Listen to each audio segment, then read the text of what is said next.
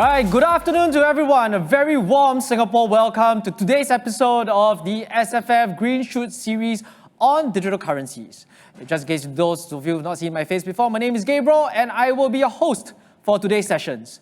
For those of you coming back again into the stream, this is not your first Green Shoots. Thank you so much for your support. For those of you by any chance joining us for the very first time, very, very warm welcome. Hope you enjoy the next probably 1 hour, right? Green Shoots, just to give you a bit of a background, is a community initiative that we at the Singapore FinTech Festival team run on a near weekly basis throughout the entire year. We cover a wide spread of topics, basically everything under the FinTech umbrella.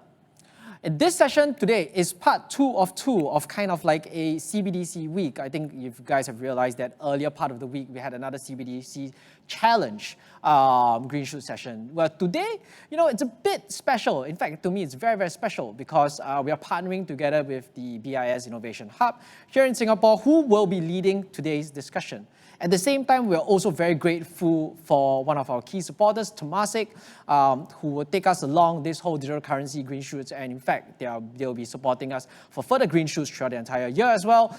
Really appreciate their support.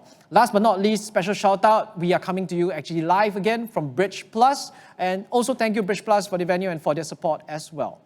So, back to what I said. A few days ago, we had a session about the ongoing CBDC challenge that we at MAS are essentially working together with the likes of Tribe, WEF, etc., etc. We're looking at creating possible situations and solutions around retail CBDCs. Today we're going to take a slightly different approach, right? We're going to throw a little bit of a curveball at the entire situation. We're going to talk about decentralizing CBDCs. Possible, not possible? Is it a visionary? Is it a visionary concept? Or is it, ironic in the first place that, in the word CBDC essentially means central bank, central, right? And we're talking about decentralization. So the concept itself, I think, it's very inspired and borrows heavily from public blockchain, right? And everything that's happened in the DeFi space, decentralized finance space. We see many live applications going on live. We see transaction volumes and stuff like that going on. So now, the question we're trying to answer, as a collective, can decentralized finance world learn from this? Is there anything that can inspire? Is there anything we can even copy or even collaborate with? Right, so to get this discussion, we're going to take it from a little bit, we're not going to get the IMFs and everything, which we did a few days ago. We're going to bring in some early adopters. We're going to bring in some industry people. It's from the industry itself to share their thoughts. So to join me very, very shortly, we've got Arthur from DeFiance Capital. We've got Sharon from Xfers. And joining us online from Ho Chi Minh City in Vietnam, we've got Lourdes from Kyber Network. Leading this discussion will be BIS's very own Towiki, a very good friend of mine, and he will be doing moderating the next 45 minutes essentially of everything I've just mentioned in probably the last 30 seconds, right? Once again, for all of you who are online, if you look at the bottom of your screen right now, you will see that we are opening the online question and answer Q&A. You can send in your questions. We'll do our best to answer them and everything. And most importantly, enjoy the session, and I'll be back with you in about 45 minutes. Thank you, everybody. Thanks, Gabriel. So maybe just a quick introduction. So I'm Wiki from the BIS Innovation Hub. So I've always been a technologist, very fascinated about all things blockchain and digital currencies. Now, from the BIS, we have always, or even when I was previously at MAS, we have always been working from the enterprise side, so focusing more on the technological aspects. But I've always been very intrigued with public blockchains, with decentralization, where the technology has evolved entirely new models of governance and changed really how we think about centralization and intermediation. So very happy that we have today with us visionaries, early adopters from the public blockchain and DeFi space. So Arthur, one of our panelists, he founded DeFiance Capital, invested in close to 50 DeFi projects. So really someone who's very into this space. We also have Sharon, who heads regional payments at Xfers. She created the first Sing dollar stablecoin here in Singapore. So again, another topic we are very interested in about stablecoins. And we have Lourdes joining us virtually. He founded Kyber Network in 2017, one of the first decentralized exchanges on Ethereum, way before DeFi even become like this household term that we throw around a lot these 2 years.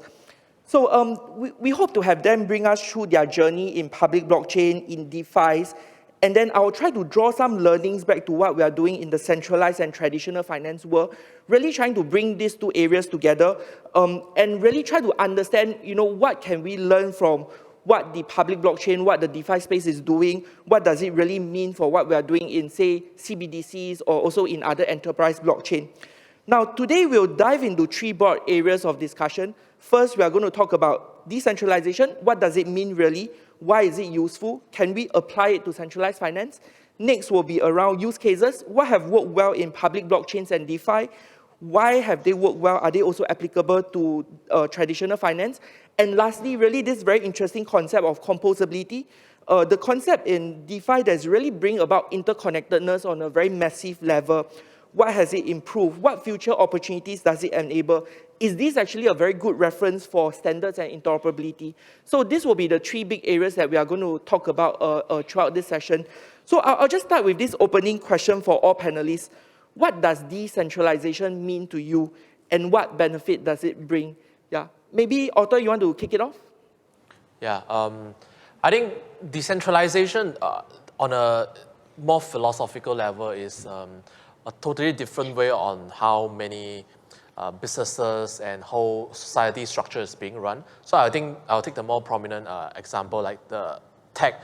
I think over the last 10 years, the tech company have become a very big player in our life. And there's this talk of called the deplatforming. So if you are doing something that is not really aligned with what the tech platform want to support, you might just lose your platform entirely, although that you might spend your last 5 to 10 years building on it. So for example, App Store, Google, they can take away your app without any moment of notice. If they found something that is violation of their policy, but the policy is also set by them. And for Facebook as well, obviously the most famous example recently is probably Trump being removed from Twitter directly. So I think without saying whether this is right or wrong, I think this is just philosophically probably a different way of running our society and probably some business structure. And I think the benefit it brings is really reducing the concentration of power, because I think that that in some cases that you lead to just a lot more action that you might not have any way to protest or against it. So I think this is what it means to me. Sharon? Yeah. Hi, everyone. Thanks for coming. So I'll speak from point of view kind of in terms of payments also. So Xfers is a payments company. I think to us, payments is all about just touch points. So being there, when someone is at a particular application or at a service, they want to just get access and pay for something. So yeah, I think kind of leveraging on what Arthur has said about big tech firms, there's always this practice of the garden wall. So, if you actually, maybe all the e-wallets are super popular, but for some reason, they may not have yet adopted a merchant that is allowing someone to pay money from their particular wallet. No matter what, someone has money in their e-wallets, but they're kind of stuck. They can't really get access to something, right? As much as they see money that belongs to them rightfully, but it's just sitting in their wallet, they can't really do anything. So I think decentralization is really just about opening up the control back to the party. So long as the other party speaks the same tech language, you can really have the rights, right? Without anyone controlling you to just, I just want to send over something, I can get the other thing back. So yeah, I think it's about the release of control beyond just, maybe the cliche of centralized bodies of governments, and, you can really just, as an individual or smaller group, get access to whatever you want. Yeah. Yeah, and Lloyd? Hi everyone. Yeah, I think I totally agree with what Arthur and Sharon just shared. I think I just want to add up a couple of points, right? I think really, I think to me, if I approach it from the end user perspective, decentralization really means that the users will have an option without asking for permission, right, to do whatever they want. So be it to know what's happening with their money, with their asset, without asking for the permission from the service providers or from in DeFi we call it the protocol developers, right? If I deposit my money to some decentralized lending protocol, I know that it's going to be utilized, and I know how to calculate the interest and things like that. And when I wanted to withdraw, I can do it 24/7, right? And it also means that the users will have an option to use whatever way that they can to interact with the protocol to access and use the money 24/7, right? For example, in cryptocurrency, if I don't like a particular website that help me like to get access to my wallet, then I can just like switch to a different wallet, right? Or I can just switch to a different website. Or if I am technical enough, I can just like use my computer and get access to the blockchain directly. If you're technical, most of the DeFi protocols allow you to really like reason why they are secure, right? Like if you can read their code, everything is open. You can actually like go through the programs and read everything there, and you can actually like do the security audit yourself, right? I think that's what we haven't seen much in the traditional businesses or in the traditional tech firms. Yeah. Okay, thanks, Lloyd. So actually, I've taken down a few points which you guys talk about. A lot of it seems to focus around controls. So maybe I'll just start with you, Sharon. So in the issuance of, say, the Sing dollar stablecoin on the platform, on Ethereum platform itself, so maybe you can share with us about it. How does it actually work? So from your perspective, do you actually have to be concerned about how the Ethereum platform is running, or what does it mean to you from that controls perspective? Yeah, I think the blockchain part of the piece in XSD, right, our Singapore Peg stablecoin, is more on the distribution piece. So we definitely do care about the protocol stability. If it does go down, it just means that outright we can't have the rights or be able to even distribute or someone to get access to the stablecoin. So we actually really care about that. That's the bare minimum requirement, I think. But back to control. For us, it's a stablecoin that is fiat pegged. I think there's a contentious point. We can always talk about it during this discussion. There's some element, just to be outright very quickly in this conversation, there's an element of control. It's every $1 that you see circulating, or one XSD that you see circulating out there, is because there's $1 in our bank that is audited by your normal Big Four kind of accounting firms. So there's an element of control there. You're kind of trusting the words of my firm, Xfers, the auditing companies, on that proxy of the underlying, I won't say collateral, but the asset that's pegged under, that for every one XSD out there in the market, and it relies on that. So I think there's still an element of control that you're trusting us, and we will also only, primarily as the primary source of person who mints the token, we will also, as just our own controls, right, only mint one more extra XSD if we get one more extra Singapore dollar in our bank. So yeah. Okay. Otto, you seem to have something to add in this area. Regarding the... really about, say, decentralized in general, about networks, about, how people are actually able to build different DeFi protocols on it. So in that perspective, what does decentralization mean, and how does it actually benefit that ability for DeFi protocols to essentially deploy different apps on, like, say, an Ethereum platform? I think that in that sense, you do not have anyone that giving up permission. Like, it's a permissionless aspect of it. It just allows innovation to flourish and build a lot faster. So I think that different DeFi protocols, they can they do not need to seek permission from any other party to innovate on it. And that's, as a result, we have seen that the space have grown very quickly because of this. Yeah. Okay. Yeah. I guess really from that person. Sorry. Yes, Lloyd. Yeah, sorry, I think I just want to give one example that really show like how decentralization works in the cryptocurrency space. I think there was a very like well-known decentralized stablecoin, right? And then some community members, they just don't like it because a couple of like different features and there's some requirement that the project requires in order to do the stablecoin. And what happens is that the community will just like end up cloning and forking the project to create a different stablecoin, right? And that will have different philosophy, different approach, and really like give more option to the end users. Okay. Thanks, Loy. So I think this is one of the things where actually even from the CBDC world, one of the things that we have been thinking about as well, which is really, we look at decentralized platforms in public blockchains.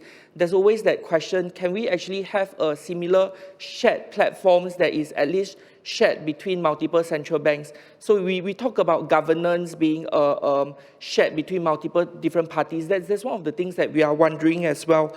And whether there is a possibility, like when we talk about Ethereum as a world computer, whether it's possible that maybe we could have a central bank computer that essentially does some of this sharing of essentially CBDCs, or in the public blockchain world would be like stable coins on a shared platform. So that's from my perspective what I think about decentralization.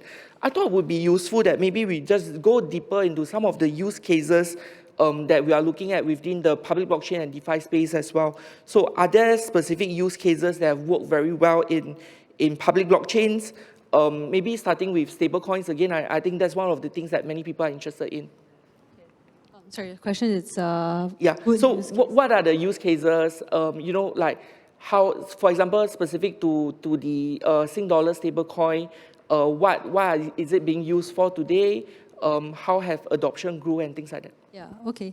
So I think minimally, stablecoins, or at least I can speak more for at least fiat-pegged stablecoins too. Definitely very different from the pure algorithmic kind of stablecoins. Yeah, I think it's really just you want to have a stored value, or rather in our own fiat-denominated kind of currency, but in that whole DeFi ecosystem, because you want to use the products of the DeFi world, but not your banking products or financial products, for example. So I think what has worked out very well is really actually, I think what's happening in DeFi world, it's very similar structured products or financial products or offerings with the traditional financial markets. But of course, while things are new, the rapid innovation has, I think, happened very apparent to everyone the past 1.5 years. So things that have worked out well, basic stuff at a minimum, it's that thankfully now, I think because of incentives with liquidity pools and stuff like that, even personally, right, with our XSJD, we were quite taken off guard that we are still, we're not that small as a startup anymore, but we are still not like a crazy, government-backed kind of a resource behind us too. So there's only so much that we can also, provide liquidity when it comes to a pairing with another stablecoin. Let's say USDC. So it's always a common case, in the DeFi world, or even normal exchanges, people are switching with maybe something Bitcoin with USDC, but they also do want to actually sometimes hedge out to Singapore-based currencies. So it was quite a wild experiment for us also to launch whether by our own means or sometimes by the own means of the DeFi projects. They find us, they actually really don't quite need to chat with us. They can actually just integrate a pairing on their platforms. So there are a couple of sites, they act more like the FX aggregated, so market AMM for FX.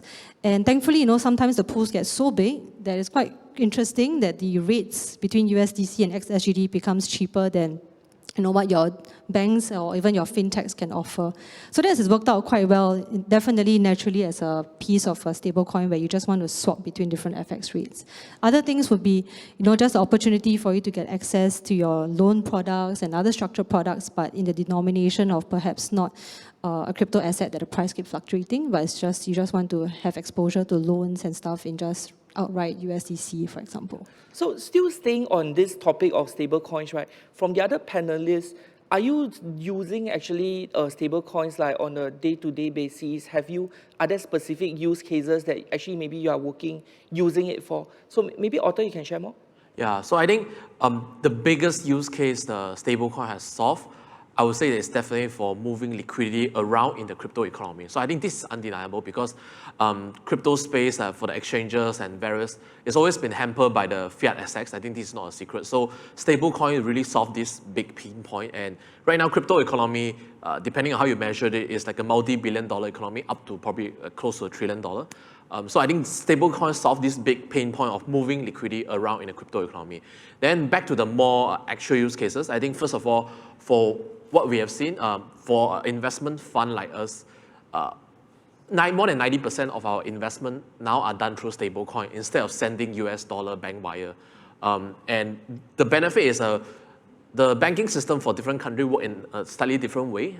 So I think that sending a US dollar wire is actually quite time consuming and problematic in the sense that you need to cross-check, and in 3 days later you ask the firm you invested, have you received the money? And then you need to cross-check various banking details. But let's say settling using USDC is just a lot more straightforward. You just need to verify the address you send, and once the blockchain have confirmed it, you know it's settled. You don't even need to double verify multiple times. So I think this is a major benefit, and I think this is not only for crypto investment fund. I think we are seeing more of the like a traditional VC firm. When they invest, we're seeing some sign of they're also using US dollar stablecoin to invest and settle as well.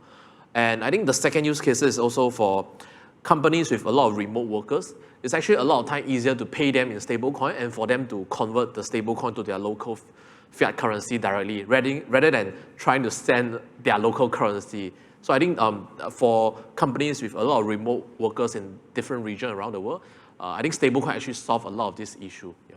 Okay, so I'm hearing from you that there's actually increasing usage of stablecoins really for cross-border payments, that it could actually end up being cheaper, faster than some of the more traditional means.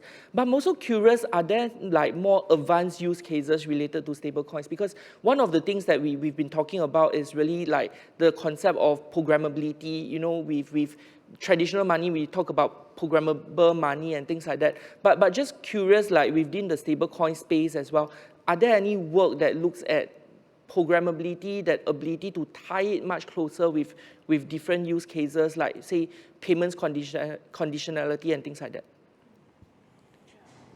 I'll add on a little bit on this. Yeah. Yes, but these functions usually are not inbuilt within the stablecoin directly. So there are definitely some other projects and team that are building protocol that can implement a much more complex payment function. Let's say a very popular function is like buy now, pay later.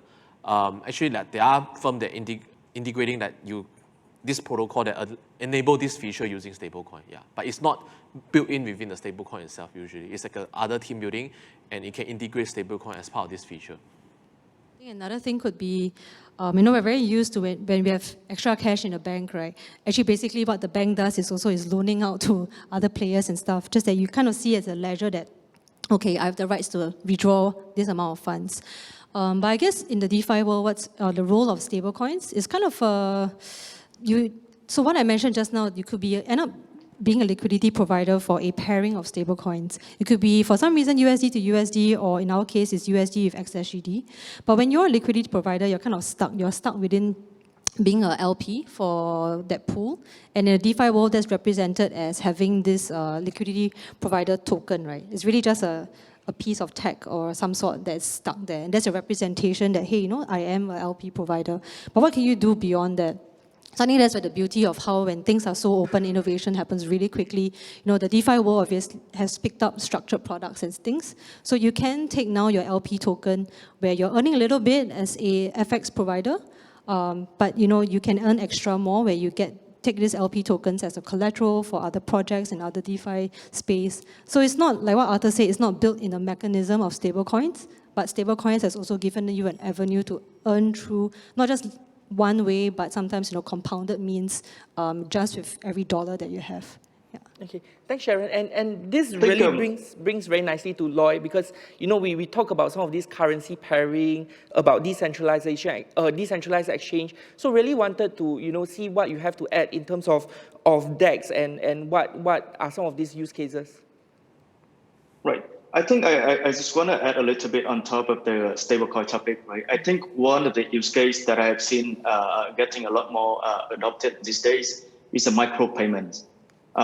So I think we are seeing a few popular games in the crypto space that actually have like hundreds of thousands of people around the world are playing, right? And these people they play to earn. So basically every day they earn from something like $5 to $10 USD, right? And just imagine if you are running a company and you have to pay hundreds of thousands of people every day, and each of them receive like $5 to $10. Just imagine paying all these people via the traditional way, right? I think it's not going to be possible at all. And with stablecoin on the public blockchain, it's technically it's very cheap for you to do it on some of the public chain, right? And you can like do it like basically you send it and the second later the people will receive it. And I think that's a very like powerful use case for stablecoin on the public blockchain.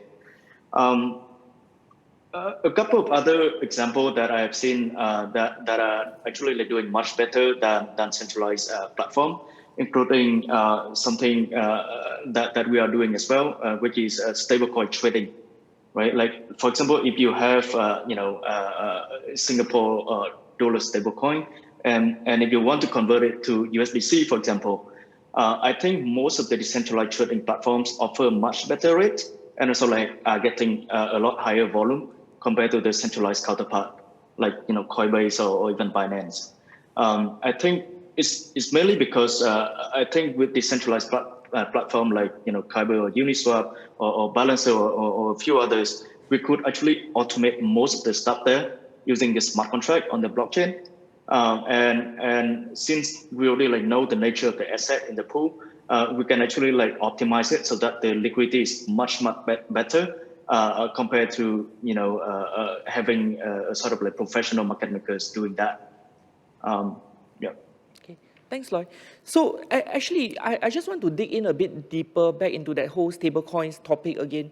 So actually, we seem to have this general view among the panelists that stablecoins actually allow you to do cross-border payments cheaper. But what actually makes it cheaper? Is it the market structure? Is it the technology? What is actually driving, I guess, some of this efficiency in the use of stablecoins? Yeah, I would go down to the tech layer actually. Yeah, so when you make a cross-border transfer, whether or not it's with your bank, whether it's with remittance fintech firms, the thing about every fintech is that even Xfers also, we are not really enemies of the banks. We're actually partners of the banks. Ultimately, we don't have a banking license, so we are openly partners of the banks. We have banks that hold our actual funds that we hold on behalf of customers. So what this means is that it's not just who you deal with or who you have engaged to do that money transfer. Underlyingly, all of us are kind of relying on the same technology stack that all these banks, whether it's a Singapore bank, whether it's a counterparty bank, to remit the funds fundamentally overseas to another local bank account, we're all stuck within that rails, the ways of communicating, whether it's SWIFT and stuff like that. So with this, I guess it then comes the opportunity for parties to charge their business models all along the way. So that's where cost comes in. Yeah, because we have to maintain all the, not just the tech layer, but the operational layer for the cliche of manpower and stuff to maintain all these banks, and just to remit one payment instructions that's cross-border in nature is just very high. So they have to rightfully earn a cut. So there's just a lot of people involved, then that's where spread or slippages happen. Now when I just look, sorry. Yes, sorry, continue. But we're looking at just cross-border, maybe in the case that Arthur mentioned, the remote stuff, whether it's even small amounts, when you just want to send them a USDC, it's just one layer, right? You're just using the Ethereum wallet 1 to Ethereum wallet address 2. So it's very, very minimal layer. And it's also because fundamentally at the tech layer, it's separately independent. You're not dependent on the banking infrastructure at all, at least for that stablecoin to stablecoin link. Yeah. Okay, so I can summarize that you, I would say I picked up two main points from there. One is really around the technology, one is around the market structure, where there's a reduction in the number of intermediaries to complete a transaction. So maybe just to do a bit of sharing as well from the central bank perspective, I guess one of the things we always look at is really from that digital currency technology platform perspective. We do see that there's a lot of similarities. So from a tech perspective as well, I think digital currencies, whether it's stable coins, whether it's CBDCs, or whether it's commercial bank money, can actually implement very similar technologies and bring about similar benefits from that perspective. There's also the other point about market structure, which is really quite interesting. And that's one of the things that we have been looking very deeply into, which is if we were to have a shared platform where central banks are able to issue CBDCs directly, then could it actually enable more direct transactions between the different commercial banks who are transacting on the platform itself? So I guess in a way it borrows very much from how stablecoins are issued on Ethereum. Anyone who's connected to Ethereum can transact in all of the different stablecoins. So quite some interesting learnings over there that I guess is applicable not just for decentralized, but really also for the more traditional finance space as well. So actually, I'll just like to zoom back to Loy again, talking about decentralized exchanges. So you mentioned about, could you share a bit more about actually how decentralized exchanges, liquidity pools work today? Why is it that perhaps they are able to offer a better exchange rates between the different tokens? Yeah, sure. I think typically, I think most of the popular decentralized exchanges this day works by using something called automated market maker. So basically, the price between the two tokens in the pool are determined by some formula, right, based on the token inventory in the pool. Of course, there are going to be like variants of that approach in which you can use like different formulas. You can have like different numbers of tokens in the pool, but I think most of them work along the same approach. So for example, I think for stablecoin to stablecoin trading, most of the some of the protocol, what they do is they basically they know the nature of the asset. They know about the nature of the stable coins. They know what's going to be the market price, and they know that the two stable coins are not going to fluctuate too much, so that they can offer a much wider range. Much better liquidity for this stablecoin pair. And the liquidity works in a way that it allows anyone to be providing liquidity, right? Anyone can just like send their stablecoin token and their USDC into the pool, and the pool will just like pool everyone resources together to offer into one single pool and offer it to the end users. That really accumulate all the available liquidity in the market into one single pool and offer much better liquidity quality to the end users.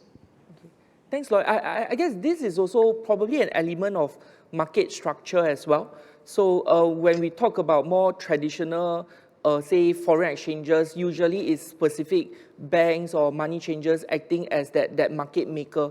But what we are looking within that DeFi space seems to be that, you have certain set of smart contracts doing it, but at the same time, people can actually participate in this market making by putting their liquidity, into these liquidity pools and actually earn some returns from it. So that's quite an interesting, I guess, in a way, innovation within this space as well. So I'm just curious as well, if we are able to have crypto pairs, we possibly could have stablecoin pairs as well. Do you think it's actually possible that we have CBDC pairs for automated market making? And what do you think will be some of these obstacles in it? Otter seems to be quite ready to have some responses. Yeah, I think it's definitely possible.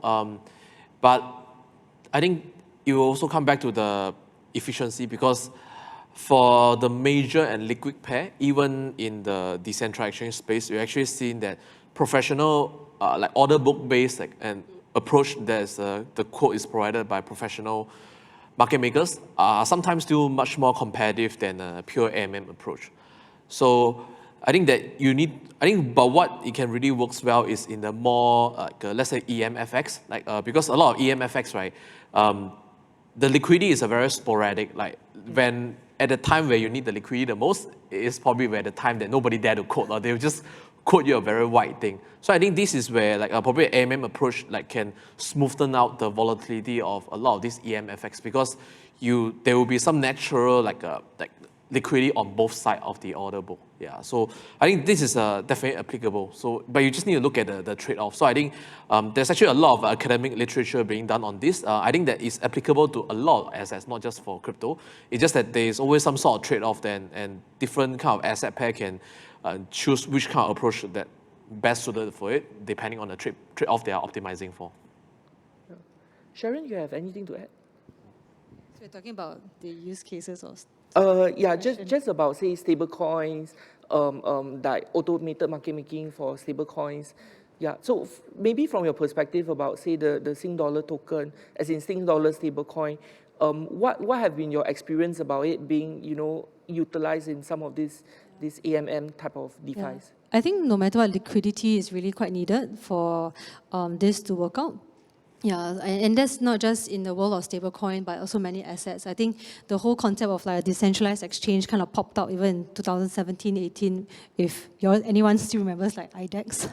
Yeah, so there was kind of those players, but it kind of died, right? Because there wasn't just enough counterparties. So you can put a buy or sell, but there was just no one there on the other side to kind of trade with you, so it kind of died. So same also, I think for all these AMMs to work out, you really need your liquidity providers. So experiments that have worked out well so far, it's when you really incentivize them with a token or something. But there can be many other, maybe down the road ways, new ways to incentivize someone to be a liquidity provider. So fundamentally, I think that's still the key part that I think we need, at least when it comes to stablecoin pairings, which involves something that's USD and something else. I think what's happening in the market now is a lot of times, we trade and think of if we want to convert to a fiat term, we still think of USD as the unit. So hence, perhaps naturally, there's a fundamental reason why there's not enough providers that's providing liquidity for like a USD and something else stablecoin pairing. So I think that's still the problem we need to fix. Okay. Yeah, so I guess maybe the conclusion over here is that technology really can look at improving some of these efficiencies. We can look at removing intermediaries, but like Otto was mentioning, intermediaries sometimes exist for good reasons. Intermediaries actually could end up quoting a better rate than what is possible through automated means. And I guess ultimately one of the big obstacles is really not about the technology, but really about the market structure, whether there is even that liquidity pools existing for the different currencies. Yeah.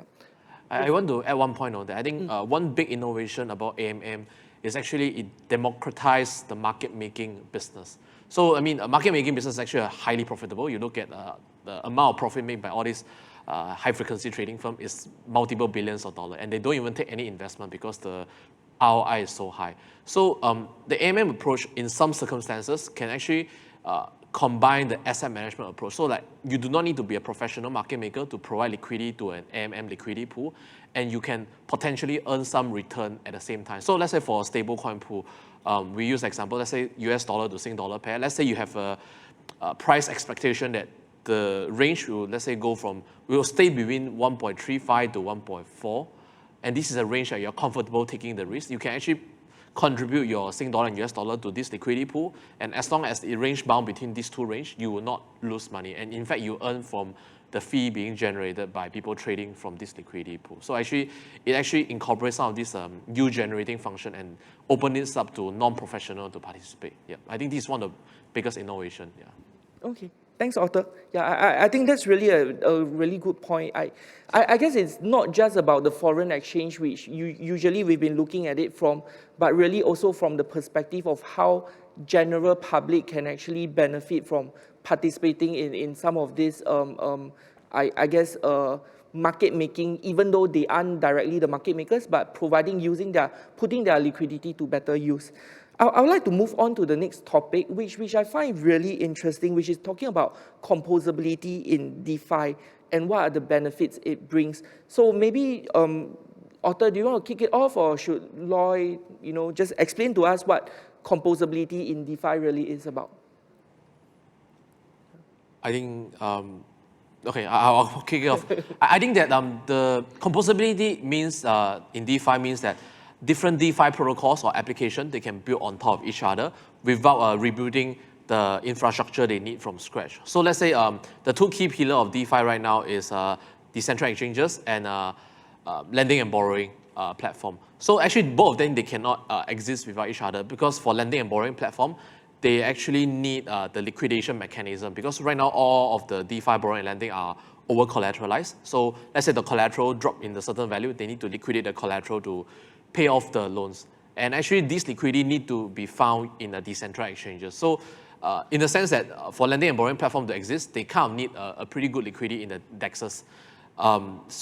But if, let's say, DEX doesn't exist, this lending and borrowing platform need to build their own liquidity pool, which it's not their expertise. And obviously, you have a lot of others that say there are some asset management products that can build on top of these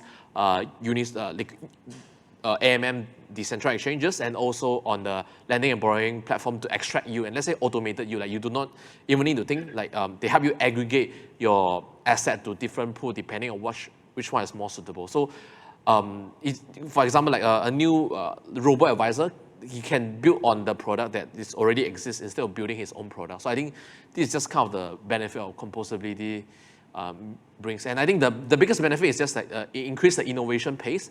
I think this, to me, is a benefit because innovation usually brings out a better product experience. And I think as a result, we have seen that DeFi can innovate at a much faster pace compared to traditional finance or even compared to fintech. Yeah.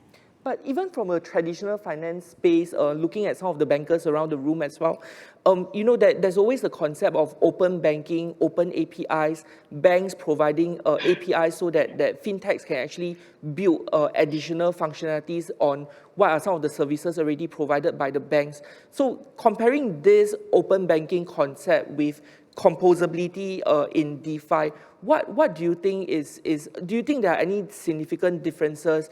Is there something that actually makes DeFi on a, say, even much more open level than what we normally term as open banking?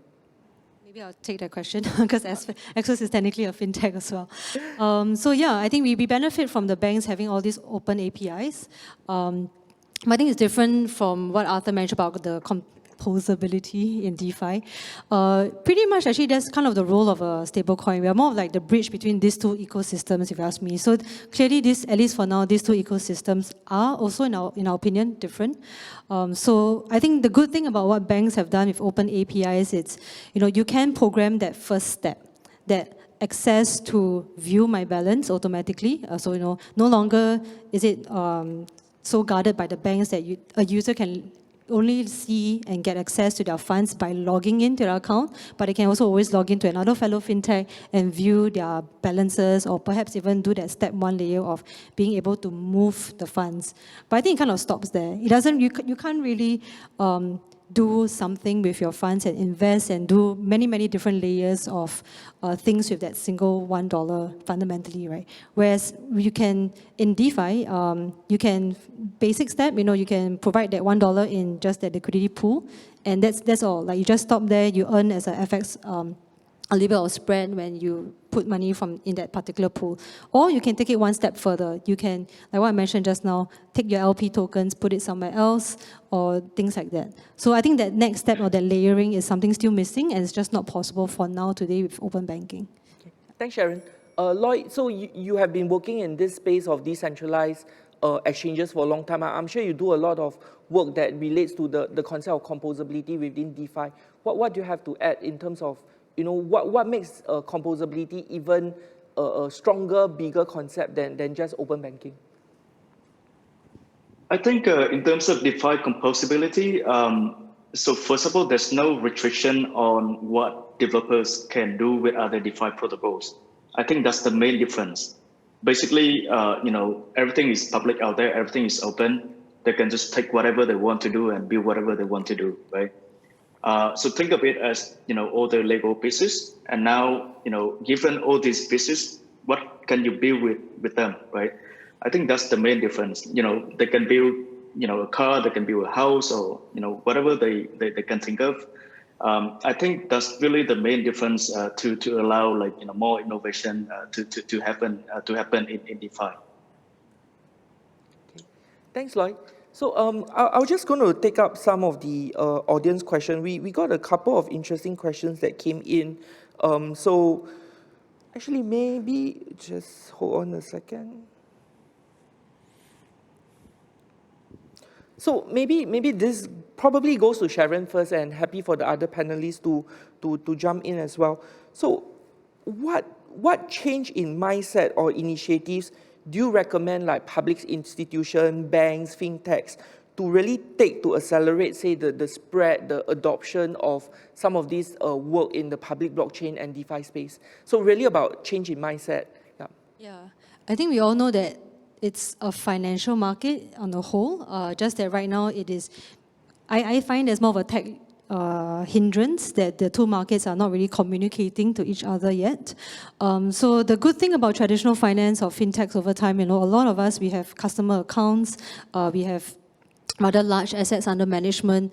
That is our responsibility, or we are the gateway to bridge to the DeFi world. DeFi world has a mechanism, the yields, the processes, that's also looking for more users now, looking for more AUM.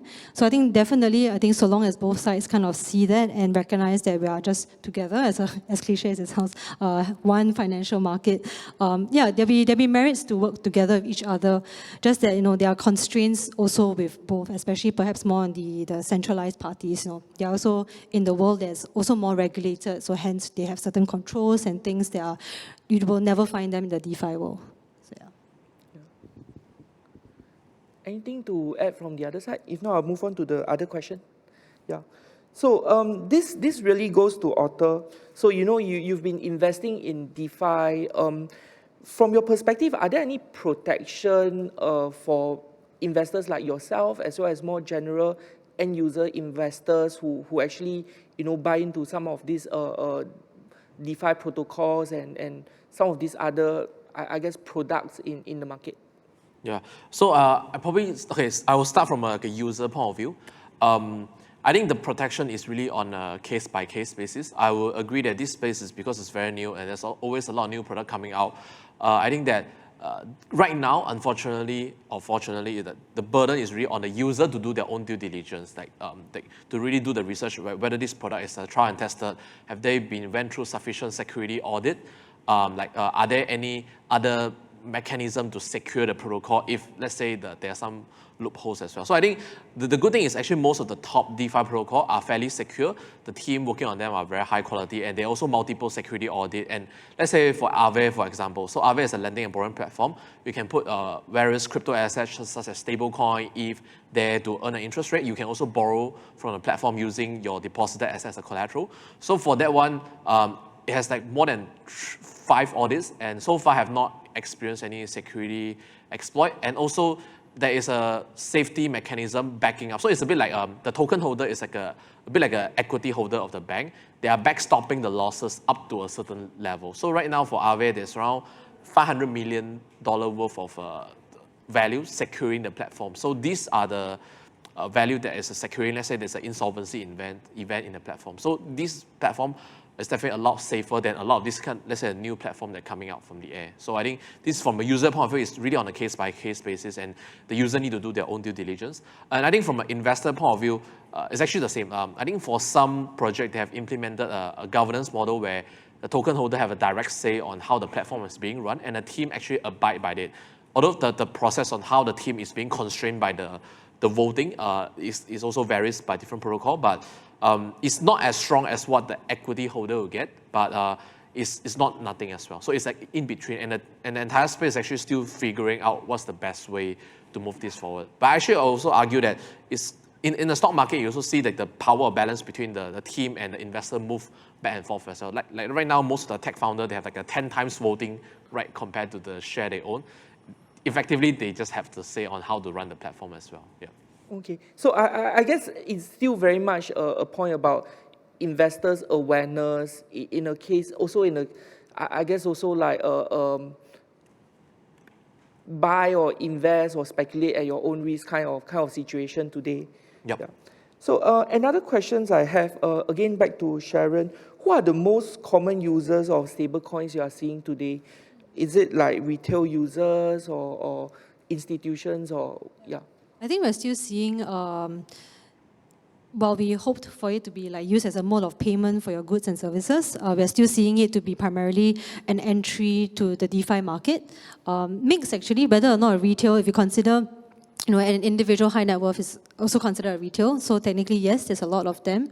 But they're also starting slowly to have insti funds. They're open to non-USD opportunities out there, as also more DeFi projects are springing up to embrace non-USD stablecoins as one of the assets in their whole debt. Yeah, so both, but I would say for now, actually, interestingly, it's more of a retail. Yeah. Okay, thanks, Sharon. Another question, I think this probably goes to Loy as well as Sharon. So how has the recent crypto price volatility affected the use case of stablecoins? So have you seen like volumes changing because of that? Does it also affect your operations? Maybe I'll let Loy take that. I don't want to hijack the mic. I mean, like for us, because we are offering a decentralized trading use case. So really, like volatility is actually a good thing for us, right? Because more people would trade. Yeah, in terms of whether it affects the stablecoin, I think a couple of years ago we did see like some impact on the decentralized stablecoin, right? Like I think some stablecoin like went up or like went down and things like that. But I think now the market is actually much better and much more stable. We don't really see that kind of hiccup anymore in the popular decentralized stablecoin. Yeah, I think for us, we have seen an increase in demand of stablecoins. Maybe because the name says stable. In volatile times, people want stability. So yeah, so we have seen the volume of stablecoins increase. Yeah, and I think people just comfort level know how many of them are just active traders. So volatility is great, but for those that are not, they will probably choose to sit out in stablecoins for now. Yeah. Another question back to you again. So there's quite a lot of questions around stablecoins. I think this is really one of the topics that a lot of people seems to be very interested in. So the question is, now US regulators think that stablecoins need to be regulated. What do you think about this? US, I can't really speak for the US government, but at least for us, our stablecoin is fiat-pegged Singapore dollars, so we are outright just openly always linking it back to our license as an e-money issuer. So that means that we are embracing that regulations. Yeah, so I would say that for us, we are used to the environment, so we are okay with it. We think it's easier to control perhaps bad behavior, potentially. So yeah, my take is at least for maybe in the Singapore climate, we are okay with regulations. Yeah. Okay. And actually, I just have one concluding question for all our panelists again. So, we talked quite a bit about public blockchain space today. In the past sessions, we actually talked a bit about enterprise blockchain, about CBDCs, about central banks using the technology, coming out with digital currency. How do you see these two spaces going forward? Are we likely to see some form of convergence between the space? Or do you think that they are likely going to continue really as parallel paths, but never really meeting? So what are your thoughts on this? Yeah. Otto? Yeah. My view on this is more controversial, I guess. From my experience so far, most enterprise blockchain solution are solution looking for a problem. I've yet to see too much success because even my previous company, there's a lot of like a industry-focused blockchain, but I think the lack of incentive to move forward is really the biggest impediment. Like the current database works well enough. Why do we want to spend so much trouble ourselves to move to enterprise blockchain? I think the incentive there is simply not strong enough. And as a result, I think it's actually more likely that a lot of the use cases that were initially thinking about using on enterprise blockchain will end up thinking on how they can use public blockchain but maintain some of the, let's say like privacy is usually the biggest concern, how they can still use public blockchain but while maintaining the privacy. I think this is more likely to happen. And especially, okay, for example, one of the biggest advocate for this is actually EY. EY is one of the big four auditing firm and consulting firm. They actually been publishing a lot of open source contribution to the Ethereum blockchain, and actually a lot of it is regarding to privacy, so that the enterprise can use public blockchain but also maintaining the privacy segment. Yep. Yeah. I think for now it still seems quite parallel. It's almost as though it's like still the banking system of fiat world. There's a brokenness in terms of things happening off-chain for it to be a proxy to what's happening on-chain. Yeah, so, but yeah, we have been noticing enterprise contributions to public networks too. Yeah, so hopefully not too long, they'll converge. And Lloyd, what are your thoughts on this? I think the public blockchain space has been leading the innovation when it comes to like blockchain. And I think most of the enterprise solution actually learn from what's happening in the public blockchain space. And I think this is a good thing because I think so. One thing about the public blockchain space that a lot of things happen there, and people can actually learn a lot from that. Like some success, some fail, and end of the day, I think the private space will actually pick up the good use cases from the public blockchain one. And I think previously you mentioned about for example, the regulated stablecoin use case, right? I think people can actually do that with the existing infrastructure that we have in the public blockchain. If they wanted privacy, they can have it. If they wanted, codify compliance policies, they can actually do it as well with a smart contract. All of them are already available on the public blockchain space. If they want to take it private, they can do it anytime. Yeah. Just want to show you one example. Yeah. Thanks, Lloyd. So maybe I'd just like to share my thoughts on this as well. So actually, a lot of my thinking is actually quite related to what Arthur you're mentioning just now. But I do think that there are certain use cases that really shows that decentralized technology is the right technology to use. So from one of the things that we have been looking at is really looking at multi-CBDCs. How can we enable a common shared platform, essentially an international settlements platform, because that helps with enabling much more seamless transactions. The fact that anyone connected on the platform can transact directly with each other, it's going to bring about benefits like what we have been discussing. But once we start looking at that, then that question of governance, what we first started talking about comes in a lot. If there are multiple central banks over here, who is the right party to own the network? And if we were to have a cooperatively owned network by multiple central banks, then what sort of governance model should it look like? What sort of network structure should it take? And then once we start looking at that, we do see that there's a lot of relevance from the public blockchain, the space, about sharing a platform. While we are not decentralized to a massive level, which is there are I don't know, a few thousand miners, a few thousand nodes and things like that. But we are still talking about, say, 10, 20, 50, 100 central banks sharing a platform, and that's still decentralized to a certain extent. So that to me is really why there's a lot of interest still in this particular space. And I do think that there's a lot of useful learnings from, say, automated market making that is actually very relevant to what we are doing. Just I think last week, the MAS and the Bank de France announced an experiment. One of the things they talk about is really automated market making. And I guess it takes a very similar approach to what is happening within the DeFi space as well. So my personal perspective is that I think at least from a technology perspective, there's quite some overlaps, quite some learnings that's relevant to each other. And like what Arthur was saying as well, some of these I guess features that we have built into public blockchain, say privacy.